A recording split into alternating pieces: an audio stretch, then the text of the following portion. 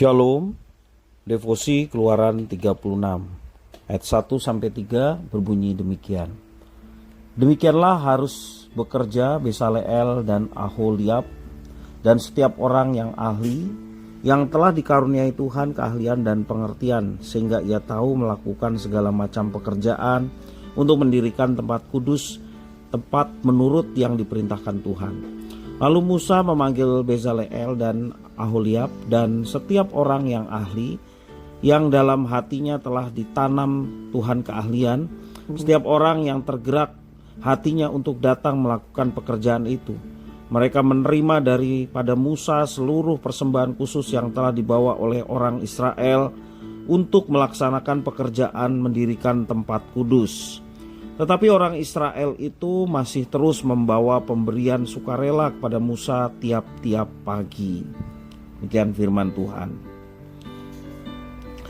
Suatu karunia yang Tuhan berikan pada kita adalah kemampuan untuk mempelajari dan memahami berbagai hal. Terlebih karena hidup itu sendiri adalah proses belajar tanpa berhenti. Artinya kita diberi kemampuan dari Tuhan untuk melakukan sesuatu pekerjaan melalui proses belajar.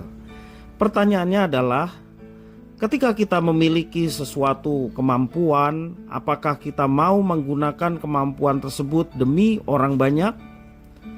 Ataukah justru memanfaatkannya demi diri kita sendiri? Bezaleel dan Aholiab adalah dua dari sekian banyak orang yang dengan rendah hati mau menerima dan menghayati karunia Tuhan itu, sehingga mereka memiliki keahlian dan pengertian. Kepada mereka Tuhan memberikan keahlian sehingga mereka mampu untuk melakukan pekerjaan mereka. Tuhan juga memberikan mereka pengertian sehingga mereka dapat mengerti dan memahami pekerjaan mereka. Atas kemampuan yang mereka miliki, mereka tidak mengeraskan hati mereka demi meraup keuntungan diri sendiri, tetapi hati mereka justru tergerak untuk menjawab tugas panggilan Tuhan untuk mendirikan tempat kudus. Mereka tidak lupa diri atas kemampuan yang mereka miliki, tetapi mereka memanfaatkan kemampuan yang dimiliki tersebut untuk berbakti kepada Tuhan. Atas karunia yang diberikan Tuhan, kita diajak untuk tidak menyia-nyiakan karunia tersebut dengan hanya berdiam diri dan mengeraskan hati. Marilah kita terima dan terapkan karunia itu untuk kehidupan bersama dengan kesungguhan hati. Sebagai wujud bakti kita kepada Tuhan, kita persembahkan karunia yang dipercayakan Tuhan untuk kita mengerjakan apa yang memuliakan Tuhan. Demikian juga hal-hal yang lain yang melekat dalam diri kita. Apakah talenta, juga kepandaian, keilmuan-keilmuan yang kita dapatkan. Kita meyakini bahwa semua itu dianugerahkan kepada kita.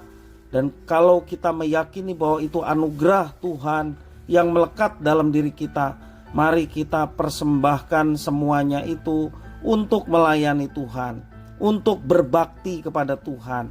Dengan demikian kita boleh menjadi berkat bagi sesama melalui keahlian, keilmuan, dan apapun yang melekat di dalam diri kita. Dan percayalah, ketika kita setia mempersembahkan apa yang dipercayakan Tuhan, baik dalam keahlian, kemampuan, dan juga disiplin ilmu yang diberikan, Tuhan akan menuntun, membuat hidup kita boleh menjadi berkat bagi sesama. Tujuan itulah Tuhan menebus kita. Tujuan itulah Tuhan memberikan karunia, talenta, dan berbagai macam keahlian kepada kita semua. Di dalam kitab suci juga menjelaskan mengenai karunia rohani. Paling tidak setiap orang yang diurapi oleh Roh Kudus mendapatkan satu karunia. Dan satu karunia itu adalah pemberian Tuhan yang mesti kita persembahkan kepada Tuhan melalui pengabdian kita kepadanya. Dan percayalah, ketika kita sungguh-sungguh mempersembahkan apa yang dipercayakan Tuhan kepada kita berupa keahlian, kepandaian, karunia, talenta, apapun itu yang melekat dalam diri kita, dan kita persembahkan untuk mengabdikan diri kepada Tuhan, maka Tuhan yang terus menambah-nambahkan semuanya itu sehingga semakin lebih baik, semakin luar biasa di hadapan Tuhan. Dan Tuhan yang berkuasa melihat umatnya melakukan apa yang diperintahkannya, pasti dia senang, maka dia yang akan memberkati umatnya dengan berkat-berkat yang dari Tuhan. Tuhan Yesus memberkati.